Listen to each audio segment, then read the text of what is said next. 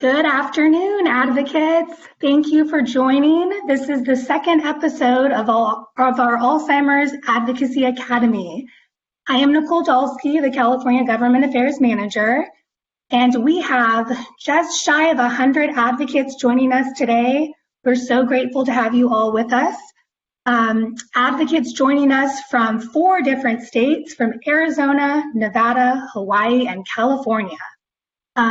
All of you include either advocates, ambassadors, ACT members, and Alzheimer's state champions. So again, we're so grateful for the time that you're giving us today.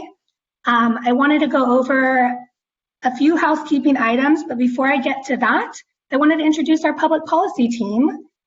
Next slide, please.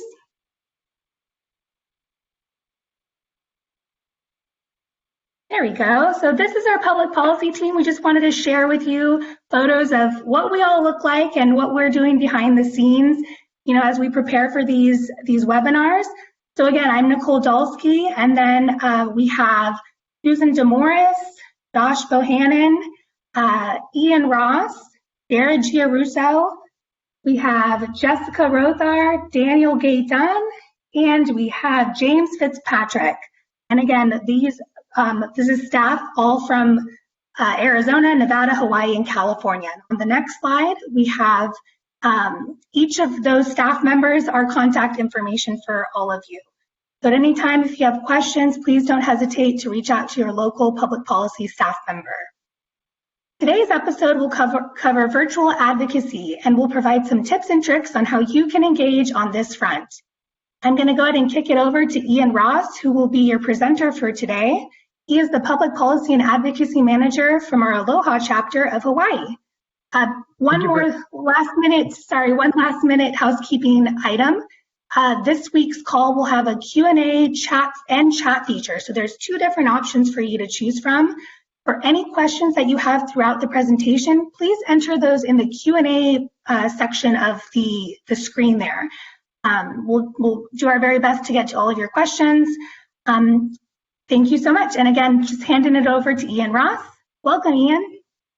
Welcome. Thank you so much. I'm really happy to be here and hosting the second ever Alzheimer's Advocacy Academy. I'm really grateful to be joined today by Michelle Johnston and Theresa.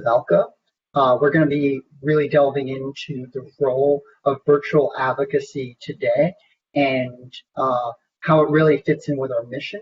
We're going to see if we can connect it a little bit with what we learned last week about telling stories. But I think person who's in the best position to really start us off and open this conversation up is our digital marketing manager, Michelle Johnston. Great. Thank you so much, Ian. If you could head to the next slide. So those of you who were here last week, remember that there was a quote from Simmons, and so we've kind of upped our game a little bit today and keep that going. And so, facts don't have the power to change someone's story. Your goal is to introduce a new story that helps to let your facts in. And so in our work with legislators, that's really what we're doing, is looking for how are those ways that we can introduce our story and help them get some new facts into what they may know. And you'll see throughout the presentation today, we've grabbed some screenshots of some different advocates' posts. And so this first one, I don't know if Kathy's on the line today, but Kathy does some beautiful posts with photos of her and her husband, Gino, who she advocates on behalf of. Next slide, please. Yeah, go ahead, Ian. I just wanted to bring up this quote from Will Lopez. He's Vice President of Customer Success at Phone to Action, which is, of course, the service we use. And he opened up the question of, are we in a digital advocacy renaissance in relation directly to the COVID-19 crisis right now? And they just ran some very basic stats for us. And anyone who's ever clicked one of those ETA with those long URL links before, which I imagine will be pretty much everyone in this call, has used Phone to Action in the past. But their data shows that the week between the 21st and 27th, 1,000 campaigns were launched. In the last 7 days, 1 million people took action to send more than 2.36 million messages to Congress. And just on March 21st alone, it's just under 250,000 people sent about 500,000 messages, and that included 3,000 tweets. So we really thought this would make a lot of sense to be bringing up right now, and I'll hand it back to Michelle. Okay. Next slide, please. So these are just a few more examples of social media that from legislators, from staff and volunteers of the Alzheimer's Association. Next slide. So the first question for you today, Michelle, is do legislators even pay attention to social media? And the answer is yes. Legislators and their staff are paying attention, especially in these times where it's more difficult for them to meet with their constituents. It's a way that we can supplement our in-person contact and stay in touch with them. It also helps them share their activity and their opinions with constituents. So one of the things we're going to encourage you to do is, if you're not already following your legislators on social media, to follow them so that you can see what they're talking about and see it gives you another eye into what's important to them and how they like to communicate with folks. The tweet on the right is actually one of my favorites. It's from our Advocacy Day in California a couple years ago. We ran a contest to encourage our advocates to use social media, and the group that did the best job of using video that day, we posted a thank you post and congratulations to them. And their legislator, Mark Levine, retweeted it and said that they not only may be social media darlings, but they were also amazing and effective advocates. So I thought that was pretty nice to see our legislator pick that up. Michelle, when you see those retweets and comments, how often would you say those are actually coming from the legislators themselves? Well, they're coming from their accounts. And so it varies. So I know there are some legislators, especially at the state level, who run their own accounts, and some at the federal level as well. And then sometimes they're run by a staff member who's part of their communications team. But just like all the other communication we have with legislator staff members, so whether it's an in-person meeting with a staffer or an email or a phone call or social media post, all of that information gets compiled in the reports and things that those staffers share with their legislators to say, here's what your constituents are talking about, here's what issues they feel are important, here's what they want you to do with regard to this piece of legislation. So all of that kind of gets put into the mix. Really interesting. I think that kind of brings us to the next question, because you were talking about these platforms generally. Which online platforms are good for advocacy? Yeah, so I think any platform can work for advocacy. Different platforms have different strengths. Twitter is a place where the legislators do tend to be more active. And what I like about Twitter is it's pretty easy to engage with them directly, and also for other people to see you engaging with them. So it's easy to tag people, and it's easy for them to retweet your post or to reply. So it's kind of a nice channel. I included teletown halls on here because I know right now a lot of our legislators are having those town halls. And I don't know if Ian, if you want to say anything more about that kind of piece and how to engage in that area. Sure. I'm just going to add that I often try to engage my advocates and jump on town halls myself. Sometimes you only hear about them the day before. So actually the last one with Congressman Case of Hawaii District 1, he had one of the town halls. I only knew the day before, that's when they alerted. So I couldn't really mobilize my advocates, but I joined and I was able to get a question in, which really actually ties into our asks later today. And that the reported number was well over 1,000 people in attendance. The member of Congress recognized me, and that was somewhat useful to kind of build in a bit. And that sort of openness and publicness kind of really strikes me as what you're getting at on social media, both everyone being kind of tuned in on the audio portion. So I'm just going to say that I'm already seeing success there. I've heard success from others. There are, for as many successes as there are there, ones where you're just sitting in a town hall and you don't get to ask your question. But those are still successes in a way too. There are ways to mobilize, know what your legislators are talking about, and help you engage in the future, even if it's just the start of a conversation in person, mentioning, oh yeah, I attended your town halls during the COVID crisis, when we're able to finally meet in person again. Yeah, thank you. And those are all really great points. And I have noticed with some of the town halls that they'll take questions in advance. And so when they publicize the town hall, they'll have an email address or a way to submit questions. And I think especially for our legislators who are very supportive of our issues, I think sometimes they pick one of our questions because they know that you all are going to ask a question that allows them the chance to talk about what they're doing and to talk about their commitment. And so it's nice for them to have that option to say some positive things in all of this. Instagram, I will say that legislator activity on Instagram is growing. The Facebook audience tends to, in general, be kind of 40s and 50s and older. Instagram audiences tend to be people more in their 20s and 30s.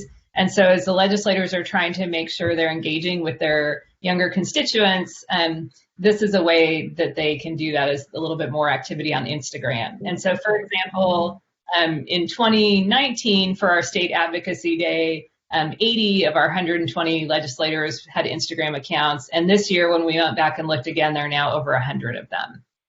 So activity on Instagram for legislators is definitely growing. When you say that the activity is, pardon me, go finish your point, sorry. Oh, I was just going to go ahead because I was going to move on to Facebook. So if you want to.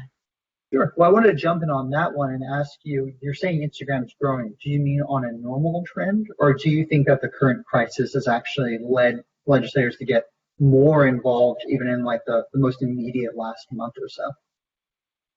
So I was looking at kind of more in general from year over year. So I haven't looked specifically at their activity over the last month. Yeah. Okay. Thank you. Good question. Yeah.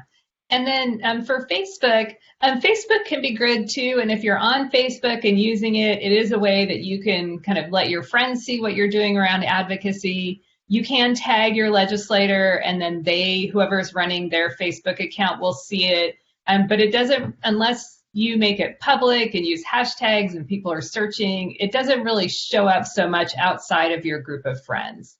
But if that's the channel you're using, I would say you can definitely use it for advocacy, and we'll show you how. And then blog. So sometimes, we have folks out there who are writers and they really want to do that kind of longer form sharing of their story. You can create your own blog if you want. It's a fair amount of work to maintain and to build a readership, but that's something you're interested in, go ahead. And then some of our chapters also have blogs. And so sometimes we have kind of guest writers, or we interview someone for our blog. And so that's another great way to share your story. Thank you very much for that.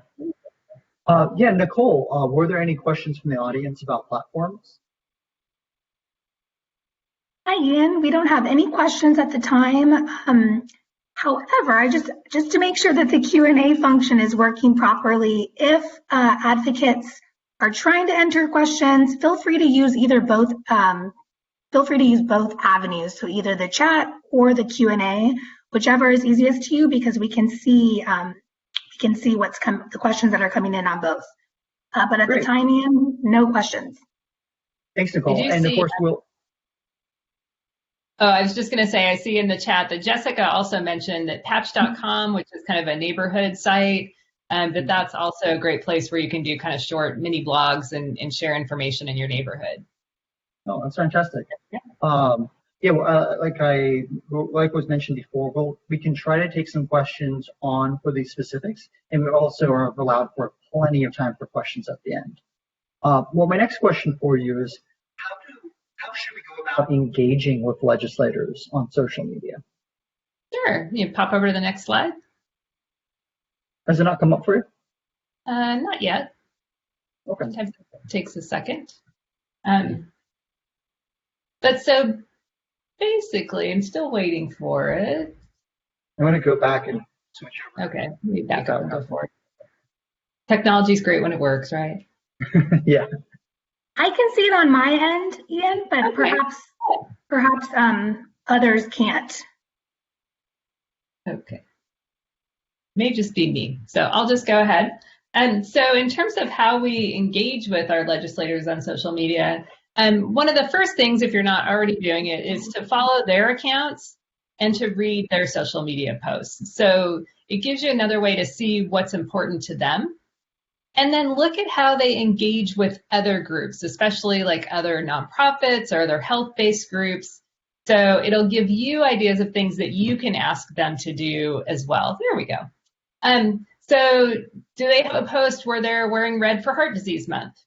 Then that's great, because then we know for when June comes along, we can ask them to go purple for Alzheimer's and Brain Awareness Month. Do they share photos from their meetings with constituents? Then make sure when we get to meet with them again, either in person or via Zoom, that you take a photo and send it to them, or you make sure that someone in their office takes a photo so that they can post about the meeting on social media. Do they share educational information about different issues? If that's the case, then you might send them some information about the programs and services that we're still running now, so that people know, hey, this is what's going on with the Alzheimer's Association, and they can help get the word out to their constituents. We've had some luck with that as well. Use popular or trending hashtags as appropriate. Don't use a hashtag that doesn't fit. But so, for example, Monday Motivation is a hashtag on Mondays. Maybe that's the day that you share your story and talk about who motivates you to advocate. Or Friday Fact is another one I use a lot, where I share our facts and figures infographics. And so if that's the kind of thing you want to do, we have lots of samples of those. So that's a little bit in terms of engagement. I shared this tweet from Vanessa Carter, who's one of our advocates, and her representative had a town hall that day. Well, she couldn't go, but she retweeted it and commented to him and let him know that she knew that he'd always be thinking about constituents with Alzheimer's and other dementias and their caregivers. And she tagged the chapter as well, which is great. And one of the things I like about Vanessa's retweet is that the congressman, you can clearly get his political bent in the way that he talked about the issue. But Vanessa kind of stayed above the fold of, the partisan fold, and really just talked about our issue and connected the issue of healthcare and retirement to the issue of people living with Alzheimer's. So great job, Vanessa. Great. Michelle and Ian, we do have one question. Sorry to interrupt. No, go ahead. Yeah. We have a question from Erin Kane. She'd like to know if on the previous slide, are the platforms listed in order of engageability? Is Twitter the best and blogs least effective? Question mark. Michelle, do you want to take that one? Sure. It was kind of a priority order. It was not quite so much focused on necessarily like effectiveness or reachability, but probably what I think is the easiest, most direct way to engage with the legislators. So I think Twitter and Instagram tend to be the easiest way to directly engage. In the teletown hall, certainly. And then Facebook, because of the issues with how their privacy settings are. And so, for example, if I post on Facebook, on my Facebook personal page, and I tag my legislator, whoever is managing their social media account will see it, but it doesn't really show up on my legislator's wall. And when you go to your legislator's Facebook page, most of them have it set up where you can comment on a post that they've done, but you can't put up a new post on their wall like you can do with a friend. So it's just a little bit harder to interact and engage and have it be visible to others as well. Thanks, Erin. Great question. I kind of wanted to dig a little bit deeper into the idea of engaging with legislators. And I think this kind of fits with your theme of believing that Twitter is one of the best for openly engaging. Can you give us some examples of how, when, why, and how should we be going about best practices for retweeting our legislators? Sure. And hopefully on your screen, the next slide is coming back up again on that. Yes. Great. So some of the tips. So one of the things is so this is kind of focused specifically on retweeting and Twitter, although some of this you can also use on other channels as well. But to make sure that you tag your legislator, right? So Ian pulled a great site that we'll show you towards the end of where you can look up your legislator. So you just put in your address. It shows you all your legislators and has links to their social media accounts. So it's really easy to go and find them. You can also just search in Twitter or Instagram or other platforms by their name and find their account. Let them know why you're tagging them. What do you want them to do? Do you want them to co-sponsor a bill? Are you thanking them because they voted for a piece of legislation? Make sure that you're kind of clear about what your message is. If there's a hashtag for the bill, name, or number, go ahead and include that. So you'll see the one for the Younger Alzheimer's Act, as well as a piece of legislation that we had on Advocacy Day in California. And if there's space, it kind of depends on how you're doing in terms of character count. Talk about why the issue is important to you. So, even if it's just as a caregiver, or as a caregiver, I've been caring for my mom for 5 years, or I'm living with Alzheimer's. This is why this is important. It helps to share of using that stories we're learning about last week, then trying to make that exactly where, with the character count limits, where you can insert part of your story. That's great. Use the hashtag #endalls. That's kind of the general all-purpose Alzheimer's Association hashtag, and so it tends to trend more, and so that helps you stay involved in that. And then just always be polite. So we like to be nonpartisan. We want everybody to work with us on these issues, and so it's always really important to stay above the fray on social media and to be polite in your conversation. Well, thank you for the answer to that question. I guess the next question would be, how often should we engage with our legislators on social media? Sure. So there are some great times to engage. As you all know, in the political world, there are lots of timing related things. So today, it turns out, when we planned this, we didn't know that was going to be the case, but we have a national call to action today for some federal asks. And so we're going to talk about that and encourage you to take action. But definitely, when you see a call to action coming out from your state or federal policy people, that's a great time to engage and to take those posts and tag your specific legislators and ask them to take action. And then I would say for most of you, if you're doing less than once a week right now in terms of engaging with your legislator on social media, I would encourage you to do a little bit more. So my background is public health promotion. So I got a master's degree in trying to change people's behavior. And the most important thing I learned about that is it's hard to change people's behavior. So one of the things I always encourage people is just do a little bit more. So if you aren't engaging at all with them, maybe once a month you're going to try and do something. If you're already doing once a month, maybe you're going to try twice a month. So just try and do a little bit more than what you're doing now. Unless you're communicating with them a lot already, like once a week, then you're probably good. And maybe for you, we're going to give you some advanced activities to try. Excellent. Okay. Michelle? Yeah. Pardon me, sorry to interrupt. So we have a question. The question was, let's see, if someone is interested in submitting a question prior to a teletown hall, how do they go about doing that? I might be able to take that one on. Oh, yeah, Michelle, go for it. No, go ahead. Yeah. My understanding is it depends wildly based on type of platform that you're using. So the legislators use different services. So for example, the town hall service that both members of Congress from Hawaii use just call out numbers from their phone list to the tunes of thousands of people, and just the day before at a certain time, and the day of, and say, this is the call. There's no way to call in. They have to call you, and if you hang up, you're out. And they just have you press *3 for this one. And then you get pulled into a separate chat room, and you ask your question of an aide there. And then they put you on live with the member to ask your question. Though I know, Michelle, you mentioned that there are other types as well, such as submitting online in advance, right? Yeah. So my state assembly member is having one later this week. So I just happened to get an email about it yesterday. And they, on theirs, had an email address where they were asking people to submit questions via email in advance. So what I would recommend is when you see the announcement come out about the teletown hall, if it's not clear on there how to ask questions, maybe reach out to the office in advance and just say, hey, I volunteer with the Alzheimer's Association and I'd really like to ask a question. Is it going to be done live, or do you want me to submit it in advance? And that way you can find out what their individual process is. Okay, fantastic. Thank you. So we were talking then about how to engage in good practices on that. And you're talking about behavioral change. So I guess the following question would be, what are some easy ways to start? Sure. So the first thing, which I've mentioned a couple times, is to follow accounts, not only for your legislators, but to follow our chapter accounts and the National Alzheimer's Association account. And a little later, we're going to have a list of all those to make it easy for you.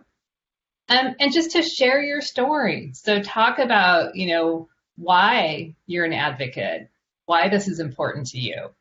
If your legislators taken action, publicly thank them.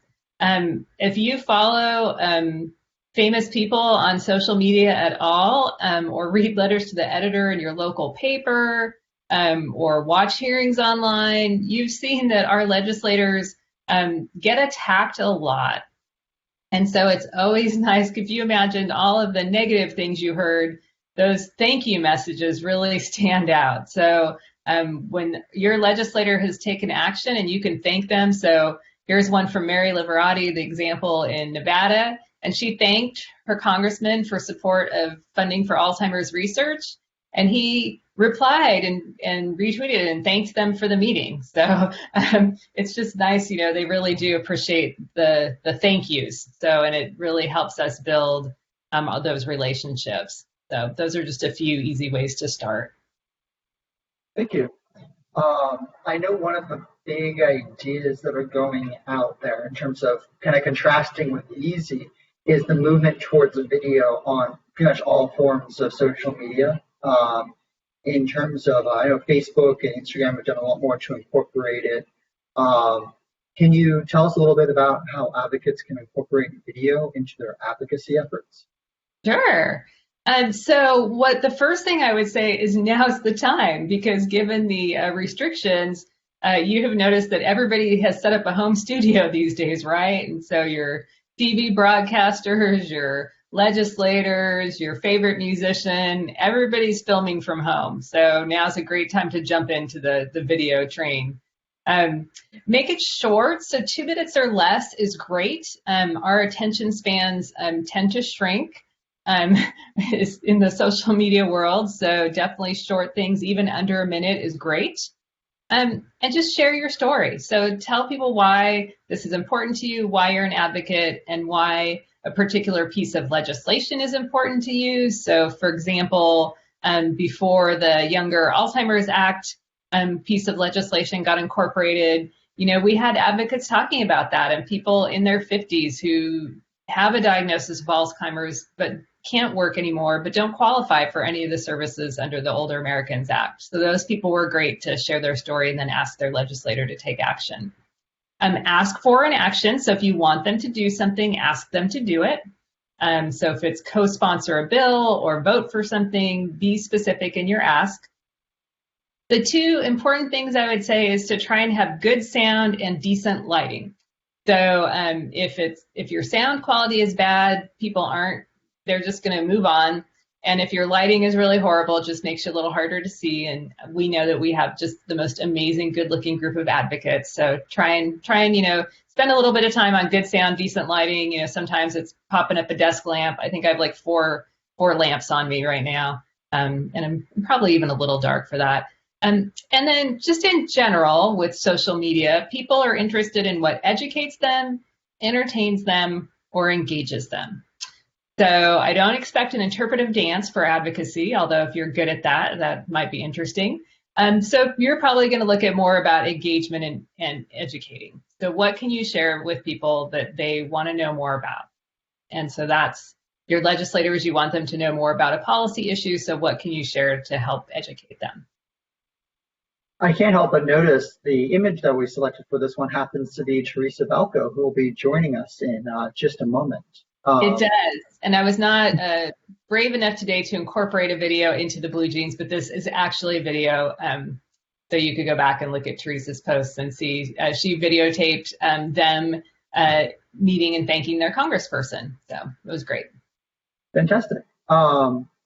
So before we have Theresa join us to tell us a little bit about what this looks like on the practical level as an advocate, Nicole, are there any questions about video or any of the previous topics? Hearing none, I'd really honored to be. Sorry, go ahead.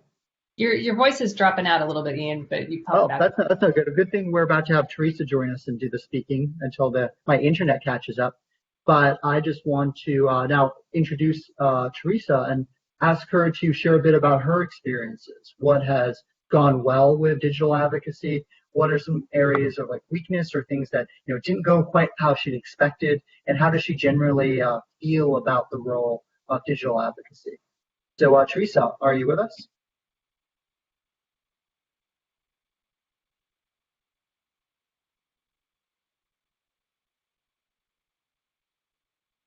Can you hear me now? Yes, I can hear you now. Great. I thought I was the I'm one who here, cut and out thank for a you so moment. much for inviting me.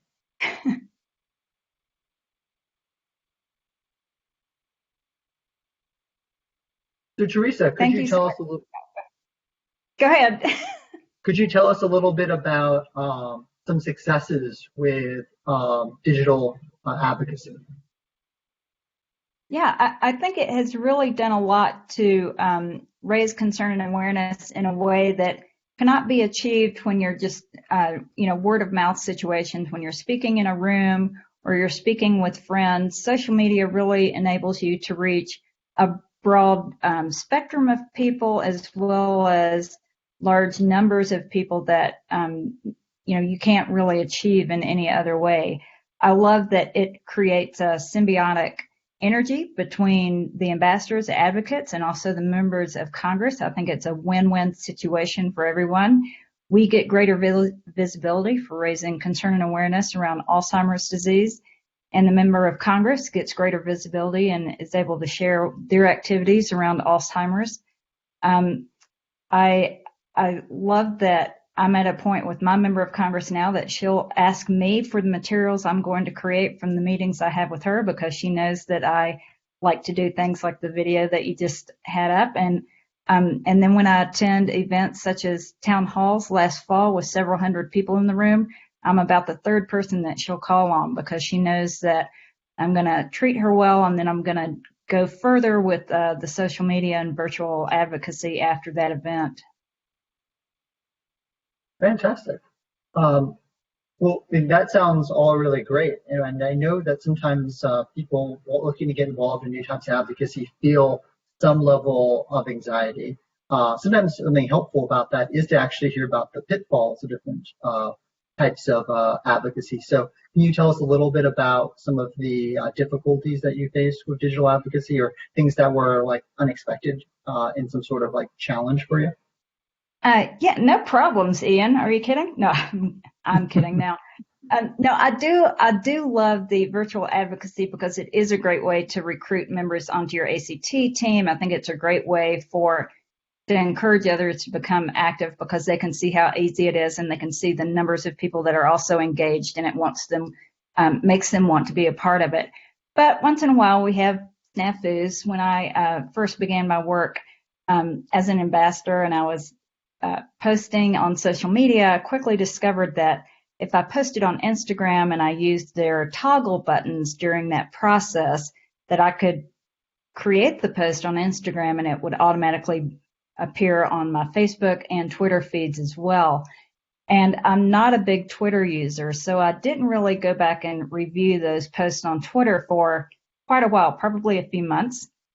What I did not realize is that there was a glitch in the system, and each time I tagged my member of Congress, whose name is Julia Brownlee, Twitter automatically changed it to @LeBron James, as in his official account. And so for months, I was posting, "Thank you, LeBron James, for your support to end ALZ. Thank you, LeBron James, for backing increase in funding for Alzheimer's research."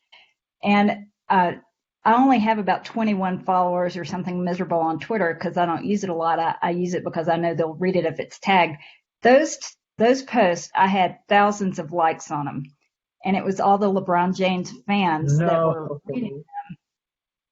And I have to be honest with you, when I discovered that, I left them up for a little while because I thought I'm getting a whole new audience that wouldn't normally possibly read or learn about Alzheimer's. So I left them up for a while, but I ended up taking them down. But I've never told that story to anyone. Well, there seems to be some good side on that. I had a glitch once Well, with sharing some of my posts for Twitter because I only ever do that, not by default, but adding on when I do advocacy. It turned out, I checked few months later, it wasn't actually posting my post, it was just posting a link to the Instagram post, which seems like one of the most useless things ever, knowing about Twitter and how much people sometimes dislike clicking links to other forms of social media from Twitter. So I understand that's a bit of a pitfall, but it sounds like a couple of cases where maybe some mild embarrassment, but ultimately no harm, no foul, right? well, he did after that, shortly after that, come and join the LA Lakers and started wearing a purple uniform. And I still to this day, and I'm not convinced that that wasn't coincidence. Oh, fantastic.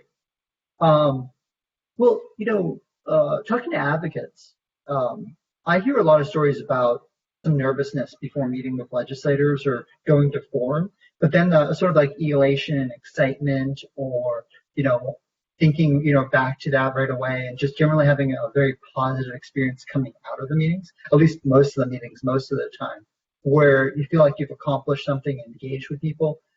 Can you tell us, like, on an emotional level, how virtual advocacy feels? I always think about advocacy as a way to get your personal message and use that to educate the public and this greater audience about Alzheimer's disease. And all of us who are advocates, we do it because it is so personal to us. For me, my family, my mother's in late stage Alzheimer's. She'll be the 8th person we've lost. She's already lost both her siblings, their mother, all of her siblings, their father before them. We have a 100% occurrence on my mom's side of the family. So when I think about all of the activity that's going on in terms of advocacy and what I'm able to do and the numbers of people that I'm able to reach through social media and virtual advocacy, I think in terms of the fact that we're creating an archive. We're documenting history, and it's going to be the history of the end of Alzheimer's. And one day, my children, I don't think that, it's very likely that my life will be saved, but I'm very confident that my daughters' lives will be saved. Their children's lives will be saved. And one day, my children will be able to sit down with their children and pull from the ether these photos and these posts and these videos and all of this activity and show them that their grandmother worked with all these amazing advocates and we changed the future for them. And because of what we're doing, and they can see that even years from now, they will never have to face Alzheimer's. Well, thank you so much for that beautiful sentiment. Absolutely incredible testimony to the power of virtual advocacy. So thank you so much for joining us. Would you stay on a bit longer to help Michelle and I out with some questions from the audience? Of course. Thank you. Thank you. Before we get into the questions, I want to Theresa and actually dust off your social media accounts. We have 3 kind of levels of challenges we want to incorporate, and we're going to start this out now and come back to it periodically throughout the question and answer. But the first one is, if you're not already following your member of Congress or senators or whoever you're assigned to on the federal side or whatever district you're in, go to myreps.datamade.us and you'll see the federal accounts linked for your senators and your member of Congress there, and you can follow them now. Again, that's myreps.datamade.us. I found the social media links to generally be accurate. I found a few linked to the campaign account instead of the official legislator account, but I know that both are almost always checked and active for members of Congress. While you're at it, if you haven't done this already, we also have a list of the social media accounts by chapter. Now is a good time to follow your chapter if you haven't already. For this, I would generally recommend that you go with a Twitter or Facebook for the next call to action. But Instagram, as we're hearing, is really important and growing in importance for sure. And I'll come back to the slide in a bit in case anyone missed it, but I want to get people going on. So here we go. As was mentioned before, we have launched a campaign, and the campaign is to protect the vulnerable and include relief packages that will include promoting Alzheimer's awareness and to prevent elder abuse, passing the Improving Hope for Alzheimer's Act, as you should all be familiar with, and expanding access to credit for nonprofits.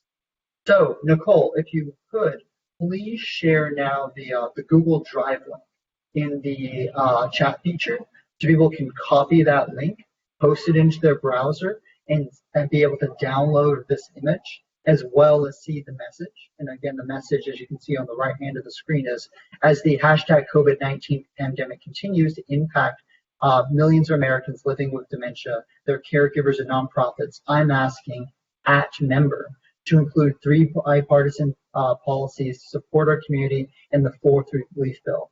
Join me, and it links to a phone to action link.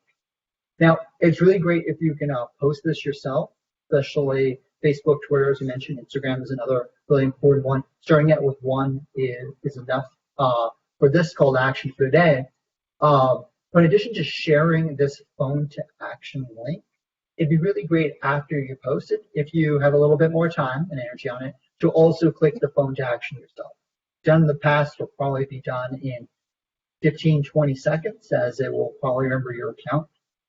And that's the intermediate level ask. Now, people who are already doing pretty much every ask that we've had, who are posting several times a month already, we do have an advanced ask. We've been talking about the power of video. Pretty much do the same type of thing we're listing here, but instead create a video of yourself calling upon a member of Congress to pass this package. That can be really powerful, including your story. Something that's in the range of under 2 minutes is great.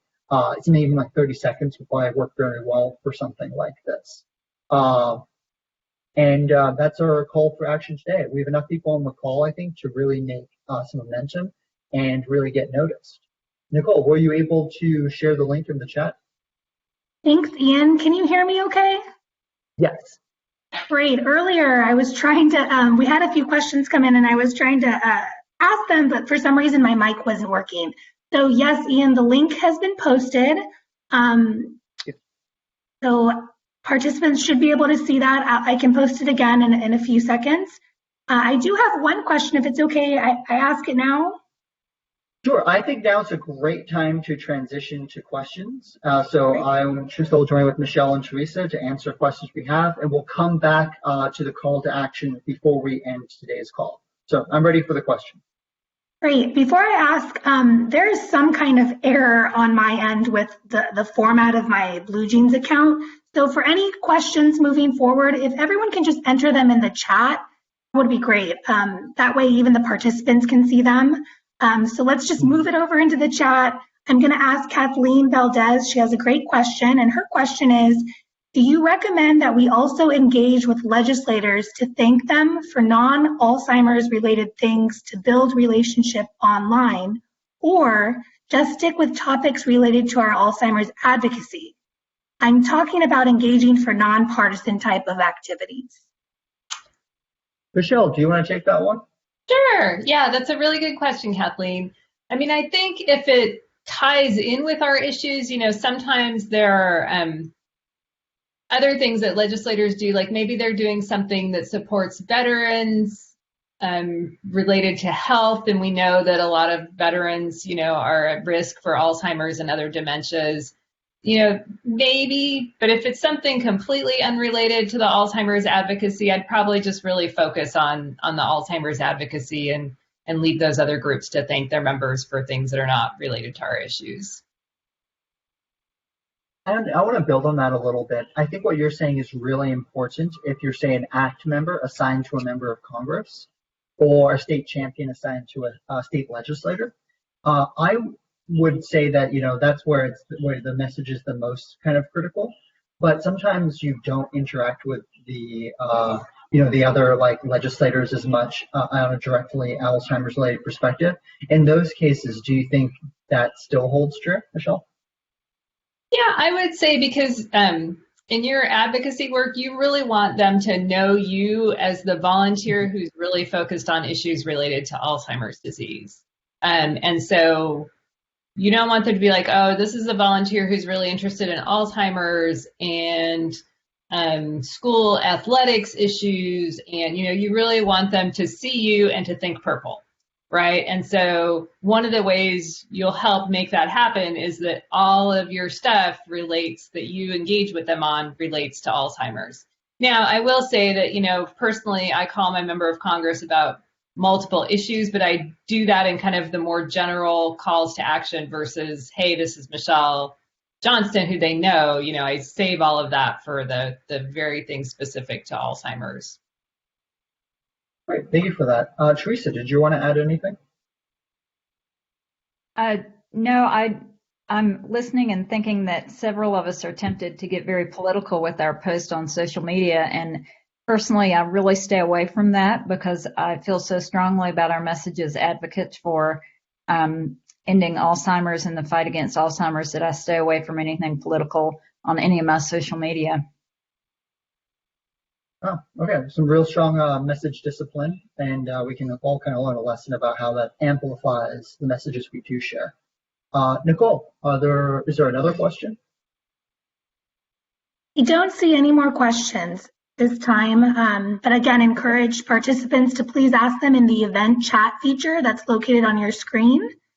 If you did submit a question that I haven't asked, please submit it in the event chat feature so that we can all see it. Thanks so much. Other than that, Ian, no further. And Nicole, this is Michelle. I can see in the Q&A, and the only questions in the Q&A are ones that we have taken care of, so I think we're okay there. Great. I want to tie in. So Ian brought up a good point earlier about campaign accounts versus member accounts.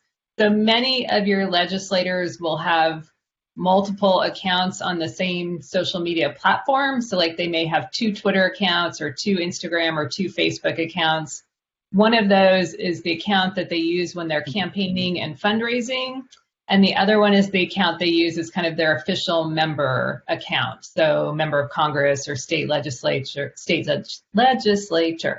And usually it's pretty easy to tell. So to look for their official account, it will typically have like Rep so-and-so or assembly member or senator in the name of, and how they name that account. And it'll be like at Rep Brownlee, as an example. Their campaign account will typically be like Julia for Congress or so-and-so for something. And when you look at the post, you'll see it's more of like their fundraising and their campaign events. And so as the chapter is a nonprofit, we are very careful about maintaining our 501c3 status. And so you will see that our posts always are going to their official member account and not their campaign account. And you want their staff who are, representing them and working with them in Congress or the Assembly or the State House. And so really trying to make sure you're getting to their member account is a great place, as opposed to, you're welcome to do stuff in their, election account too, if you want, but we really focus on the member account. And if you ever have a question, if you're in the right place, you can always ask your state policy or your policy staff or your communication staff in the chapter, and we can help you find the right account. Yeah, that's a very good point. Thanks for clarifying that. What I was really getting at when I talked about the data made is it seems like it's mostly good about selecting the correct account, but for the purposes of people getting started, just start following the accounts was the kind of the main takeaway there. But thank you so much for clarifying the distinction between why there are different accounts and which ones we should be spending our advocacy time on. And I want to take us back to that sort of beginner step, and it should be on the screen for everyone. I always wanted to bring the slide back like I promised it would. That's the link again, myreps.datamade.us. And we also included the social media accounts for the various chapters. And I believe that Nicole's going to send the slide deck and all the info out after the call as well. So you all will get this with the links and everything in it. Yes, in addition, we'll send out the actual the infographics. We'll make sure all of the links that were mentioned on today's call are in the email. So we'll be sure to send that all out to you all in a package. So be on the lookout for that shortly. In the meantime, again, the link that Nicole shared to a Google Drive has the, well, it doesn't have the slides. It does include the graphics and the message that we're asking people to share. So again, we're asking people, if you're already following your legislator, post the message that we've included. If you take a step further and click the link yourself, that's always appreciated. And if you're someone who's been active, looking forward to trying to make the next step, now is the best time to start out by making videos, as we heard from Michelle.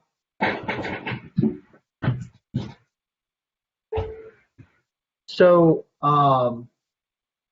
Nicole, if you're not seeing any additional questions, I think now is probably a really good time for us to talk a little more about the upcoming Academy training. No additional questions, Ian. Okay. Well, thank you so much for joining our second Alzheimer's Advocacy Academy. Coming up in the future, April 22nd, so I can't believe that's already just next week. We'll be talking about association programs and services in your community. Closing out the month of April, Alzheimer's Research 101. May 6th, leading or participating in community events with an elected official. May 13th, state and federal budgeting cycle and appropriations process. May 20th, the longest day, and Alzheimer's and Brain Awareness Month. So we have a lot of really engaging subjects, and it's going to continue. We'll have more going beyond that. It's always going to be at the same time, so you're able to join us. And Nicole, I believe people need to, in order to receive the actual link, RSVP in advance, right? Is there anything else you wanted to give as reminders about the Alzheimer's Advocacy Academy? Yeah, thanks, Ian. The good news is if you've already registered, if you already registered for either last week or this week's call, you're already registered for this series. However, please don't be confused if you receive an email from Blue Jeans on a weekly basis. They're simply updating that calendar invite so that it's reflective of the next call. So no need to re-register. You're already registered. You should have a calendar invite on your calendar, and then be on the lookout for an update of that calendar invite from Blue Jeans. Other than that, that's all I have. Thanks, Ian. This is Michelle. I have a little bit of late breaking news here. So Susan Denars texted me an image from, it looks like from Twitter notifications. And so there was a tweet about the volunteer advocates learning about the digital archive and creating a world without Alzheimer's, and the Office of the California Surgeon General retweeted the tweet. So fantastic. Great job. We're already making some progress today. Well, I'm looking forward to hearing throughout the day how this new campaign that we're launching, and all the people in attendance today being on the front lines of this a new exciting campaign. I'm sure we'll be hearing news about this throughout the day as well. I was on our nationwide communications team call just before this one, and so as of 11 something this morning, there had already been 5,000 participants in the call to action. So that is great. So and that was before most West Coasters started getting involved. So and the Hawaii folks, I know, were just waking up then. So it's going to be great. I'm sure we'll get a lot more action on this, and also thanks to the help of all of you and putting out the information and encouraging others to take action as well. Yeah, absolutely. Well, I just want to really thank Nicole, you, Michelle, and Theresa for making this possible, for helping us be able to demonstrate to advocates all across the region how they can get more involved with virtual advocacy and the role it plays. So thank you all so much for joining us, and we'll see everyone again next week. And thank you, Ian, for being our fearless leader today. Thanks, Ian. Thanks, everyone. Thank you.